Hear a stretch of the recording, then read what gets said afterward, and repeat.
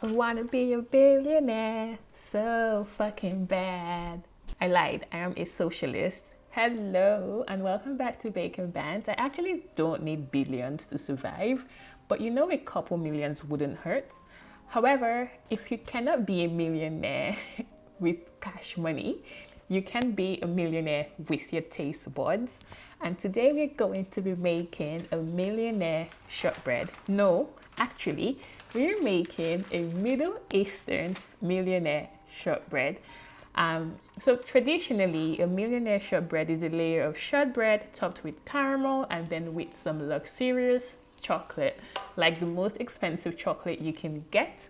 But today we're gonna swap out the chocolate with some Halva and some tahini flavored caramel. Tahini is made out of sesame seeds and it's quite a popular addition in Middle Eastern cuisine.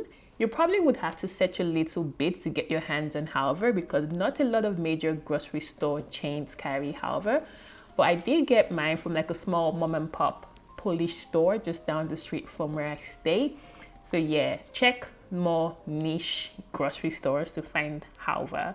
And you add your 250 grams of all-purpose flour and mix until the dough forms. Usually I use my hands to mix dough because I find it easier than using a wooden spoon. So you just go in with your clean hand and mix it until it forms. And once that's done, you press that into your 8-inch square pan. Press it down to cover the pan entirely. Then you bake the shortbread for about 25 minutes or up until it's golden brown and you set it aside to cool. So make sure you don't start your caramel too early because your caramel would have set by the time the shortbread cools. To make the halva, it's pretty simple. All you have to do is break the halva into coarse crumbs and then you mix in some tahini and use your wooden spoon to just mix it up together. And once it's done, you spread it on your shortbread, on your cooled shortbread. I'm emphasizing that it has to be cold. So once it's done, you press it on your cooled shortbread. And then it's time to make the caramel. So that was like, the caramel was the last thing I made and it should be the last thing you make as well.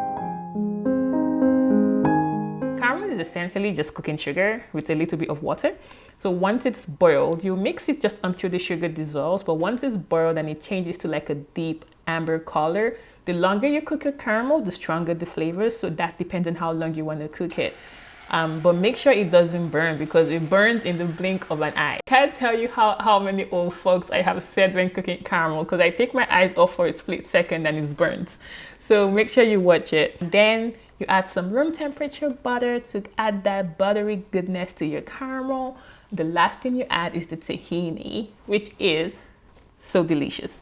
Mix the tahini until it's combined and then pour in the caramel at this state straight into your pan.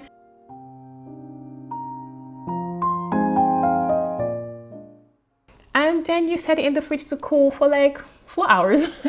I did actually leave mine in there overnight because the caramel has to completely cook, completely set before you cut into it. So I left mine in the fridge for the night and I had it the next day with a cup of tea.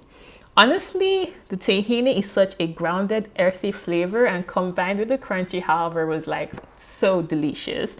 The shortbread was buttery. It was also a little bit crumbly. So you might have some breakage when cutting into it, but it's what it is. It tastes delicious anyway.